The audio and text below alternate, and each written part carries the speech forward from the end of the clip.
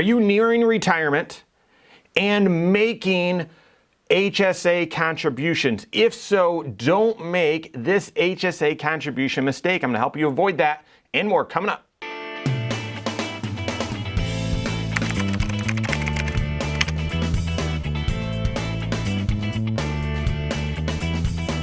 My name is Mike Bernard. I'm the host of the Wise Money Show. I'm also one of the certified financial planners right here at Korhorn Financial Group. Make sure you hit that subscribe button, turn on notifications, and smash that thumbs up button. Real life financial planning story right now that I'm dealing with a client where we just helped them avoid a significant HSA contribution mistake. Now, you've got to be aware, if you've got a qualifying high deductible health plan and you're funding an HSA and you're near retirement, you're near signing up for Medicare, you've got to be aware of a couple huge mistakes. I've done some videos about them before, never about this specific issue, but we've talked about if you're transitioning onto Medicare after age 65. So you've continued to work after age 65 and you've stayed on your group health insurance and then you transition off your group health insurance onto Medicare, you're actually going to be backdated on Medicare Part A for 6 months.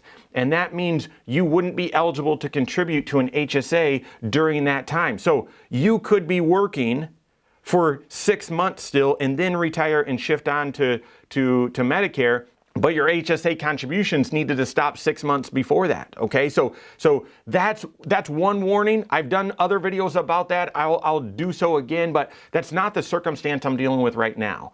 If you fall into that circumstance where you're working past age 65, staying on your employer plan, and then you're going to be transitioning onto Medicare, make sure you're working with your certified financial planner. Make sure that they've got a health insurance expert on their team and that they're doing your tax planning, because all of that is involved. Those same individuals need to be involved in this situation, but let me set the stage for you. So, married couple, both retired at the same time.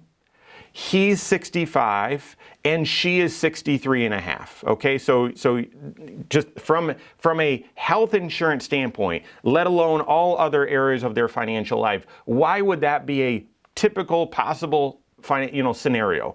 Number one is we've been planning for retirement for him at 65 because that's at a time when he could transition off of his group health insurance right onto Medicare. So no need to worry about COBRA, no need to worry about any of that, okay? So for him, that was an easy transition. And then for her, because she's 63 and a half, she can stay on COBRA, and yes, it's a little bit more expensive, but we'd been planning for this and saved up and all of that, but she's able to stay on COBRA for 18 months, and then as soon as COBRA is over, she'll be able to transition onto Medicare, okay? So that's timing, while unique that they're married and approximately 18 months apart in age, that you can see why that was a possible point that we were eyeing for retirement. And that's what they did. Okay, so here's the scenario. We're in the fall right now, and she sends me an email and says, I'd like to make an HSA contribution. Can you remind me what my contribution limit is? And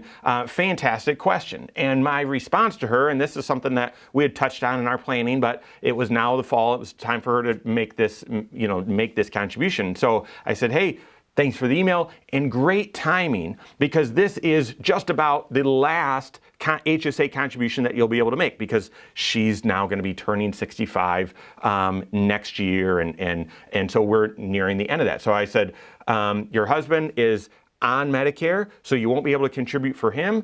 2022 is one of the last years, or really the last full year, that you're going to be able to contribute to your HSA. Therefore, your contribution limit is $4,650, the $3,650, and then plus the $1,000 catch-up. So make sure you make that contribution. You've got up until April 15 of 2023 to make that contribution. She had said they were running out of money in that account, so she was going to be funding it now anyway. So I said, okay, just go ahead and do that.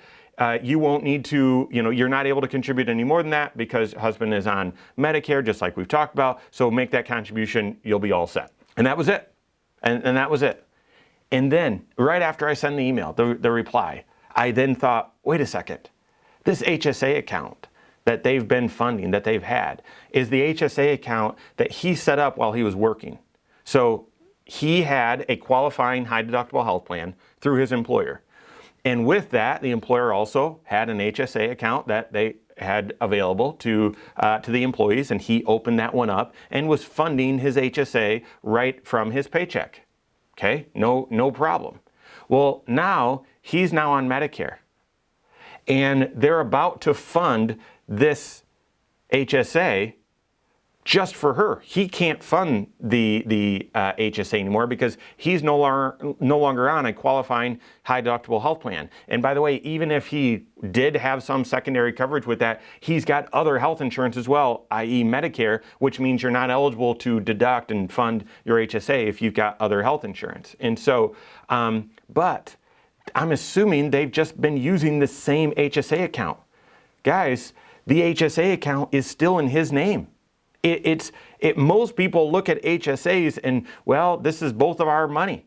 We can use it for our expenses, and so it doesn't really matter whose name is the primary on the account. Well, yes, it does. In this instance, had that not dawned on me that, wait a second, you guys only have one HSA and it's in his name, and that one you're not eligible to contribute to because he's on Medicare. So I sent her a quick message and I said, actually, wait a second. There's one other adjustment that you've got to make before you fund it. You've got to open up an HSA in your name. You're still on COBRA, a qualifying high deductible health plan. You're able to open one. Therefore, don't just make the contribution to the one that you've already got because it's in your husband's name. You've got to open one for you and then contribute to that account in your name. That will allow you to make sure you get this deduction. Now, the reason why I wanted to devote an entire video to this is I actually think this could be a fairly common scenario. Most people that are married aren't the exact same age. And typically, and I don't know, I'm not making any assumptions or adjustments or whatever, but my wife is 3.5 years younger than me. I think it's possible that there are scenarios where, the individual that is older had the HSA in their name. And then once they're not eligible to make the HSA contribution, the spouse still wants to make a contribution for tax planning purposes and get that tax deduction, but they would only be doing so into that existing account, which is in the older spouse's name. You've got to make sure that you don't fund that account when they're no longer eligible, because here's what would have happened. They would have made the contribution to that account. They would have gotten that tax document, and I told her to, make sure you get the tax document. I'll put a note to make sure we get the deduction on your taxes, but get the tax document so we've got it documented, and then we'll file your taxes. The document would have said that a contribution was made to the husband's HSA account. And then while we're going through the details of filing their taxes, we would have said, this is actually an ineligible contribution. You've got to take that money out, no penalty. You've got to take it out, but there's no deduction, okay? And then at that time, if it was end of March or whatever, we would have been scrambling to open up a HSA for her in her name and make the contribution then. There may not have been enough time to get that account open, take the money out of the husband's HSA and get it into the spouse's HSA. And even if there was enough time, that would have been scrambling and stressful at the 11th hour as opposed to catching it now. Is that your situation? If so, make sure that you have an HSA set up in your name as well, or instead, so that as you're making contributions, you're able to do so to the right account to ensure that you get that tax deduction. Once again, your health insurance now, you're going to need the team of financial professionals to make sure that you capture all opportunities and avoid mistakes. Your CFP, who looks at all 6 areas of your financial life, making sure that there's synergy, but then a health insurance expert to make sure that you've got the right plans and the right coverage, and your tax expert, your CPA, to ensure that you're capturing all tax opportunities. Those are the individuals, and your certified financial planner should be the generalist and have the wherewithal to see and recognize these sort of opportunities or mistakes and head them off before they are realized. So work with your certified financial planner on that. If you don't have a CFP that can help you with those sorts of things, you can contact one on my team. Find us online. Korhorn.com, that's Korhorn with K, wisemoneyshow.com, you can find us there as well, or give us a call, 574-247-5898. All right, there you have it. Go out and take your next wise step in your financial life.